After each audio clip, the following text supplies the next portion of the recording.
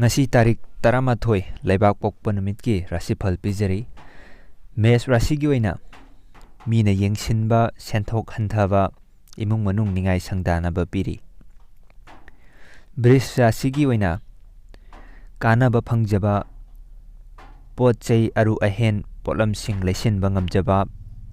daw yaba piri Mithun Rashi gi oina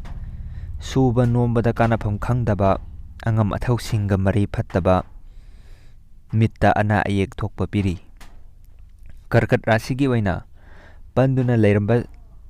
sel thum phangani phamthon kaba marup mapangna chanbiba piri Singha Rashi gi oina marup mapangna namthak tauba legani sel chatkani tumba nungairoi Kainya Rashi gi oina yeknaba mapanggan kalli hai singna chatragadi khudong thiba mayoknagani Tula Rashi gi oina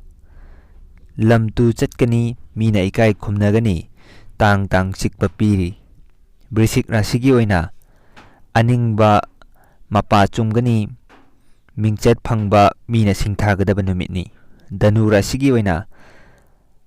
ayet apan khara leiragasu lalol itikta sel phangani ariba anaba kangani Makar Rashi gi oina thabak tawbada kanaba oija oithak phangba piri pukningda sarangnaba khara leigani Kumbha Rashi gi oina marup mapang singdagi mateng phangani miyamna nungsigani Min Rashi gi oina lan thum lepchaba ngamba migi mateng phangba piri Makhatana leptana Rashifal asi thagatjarake maramaduna silenausing channel asibu yengbiriba khwai tarana nungsibiduna support tawbo ina subscribe toksinbiramo